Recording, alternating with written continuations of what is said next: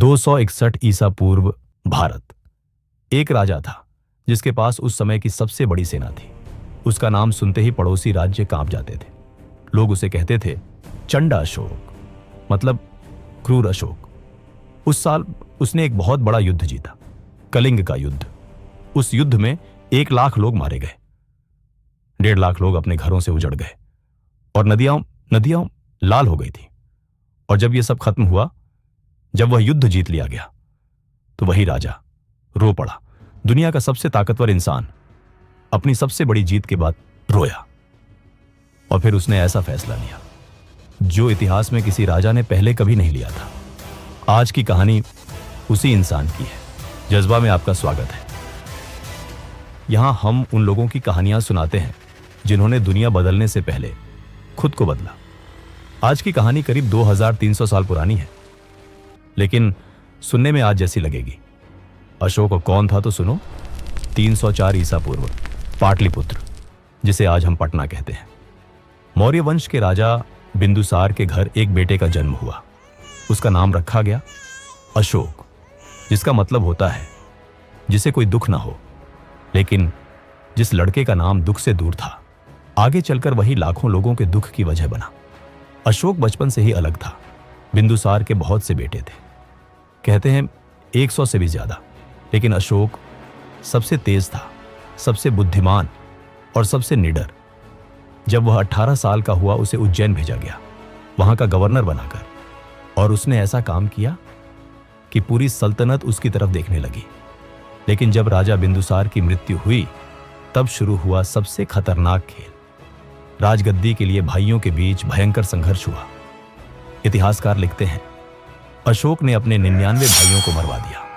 99 भाई, सिर्फ एक को छोड़ा, सबसे छोटे भाई को, क्योंकि वह अशोक के साथ था। 272 ईसा पूर्व अशोक मौर्य साम्राज्य का सम्राट बन गया। और उसके हाथ में जो साम्राज्य था, वह उस समय दुनिया के सबसे बड़े साम्राज्यों में से एक था। करीब 50 लाख वर्ग किलोमीटर और लगभग 6 करोड़ लोग।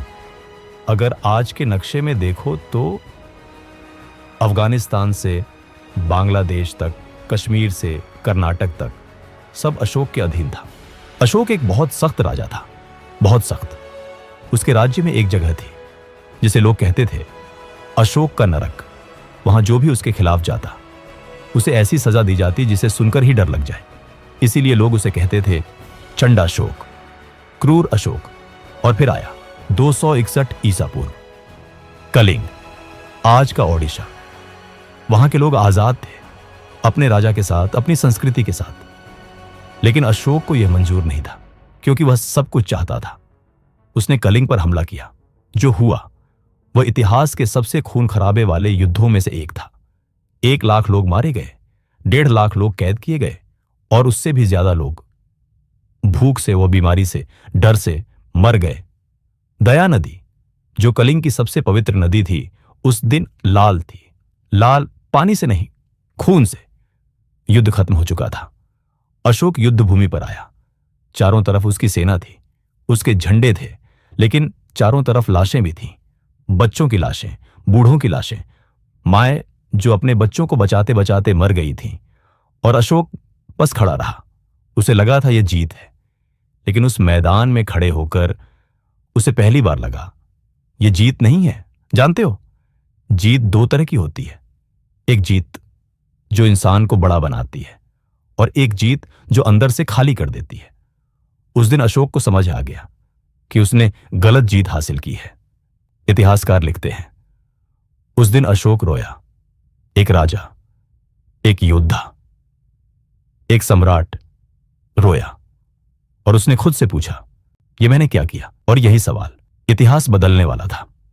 कलिंग के बाद अशोक ने बौद्ध धर्म अपनाया। लेकिन यह सिर्फ धर्म बदलने की कहानी नहीं थी, यह एक इंसान के पूरी तरह बदल जाने की कहानी थी। उसने शिकार बंद किया, पशु बलि बंद करवाई, जेलों में सुधार किए, कैदियों को परिवार से मिलने का मौका दिया। उसने पूरे साम्राज्य में सड़कें बनवाई, हर कुछ दूरी पर पेड़ लगवाए ताकि यात्रियों को छांव मिल सके। उसने अस्पताल बनवाए, सिर्फ इंसानों के लिए नहीं, जानवरों के लिए भी। और उसने अपने पत्थरों के शिलालेखों पर लिखवाया, असली जीत युद्ध की नहीं, धर्म की जीत होती है। अब सुनो इस कहानी का सबसे बड़ा मोड़। हम सब भारत का झंडा जानते हैं, तिरंगा। उसके बीच में एक नीला चक्र है, 24 तिलियों वाला। उसे कहते हैं अशोक चक्र।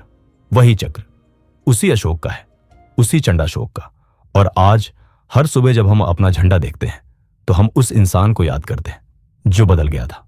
दोस्त, तुम्हारी जिंदगी में भी कोई ना कोई युद्ध चल रहा होगा, शायद रिश्तों का, शायद करियर का, या शायद खुद से लड़ाई का। लेकिन एक बात याद रखो, अशोक 40 साल का था जब उसने खुद को बदला, और उसके पीछे इतनी बड़ी गलती थी जिसका बोझ सोचना भी मुश्किल है। फिर भी वो बदल गया। तो तुम क्यों नहीं बदल सकते? बस खुद से एक सवाल पूछो, मैं क्या कर रहा हूं? और जब ये सवाल ईमानदारी से पूछोगे, जवाब खुद मिल जाएगा, और जज्बा बाकी रास्ता दिखा देगी।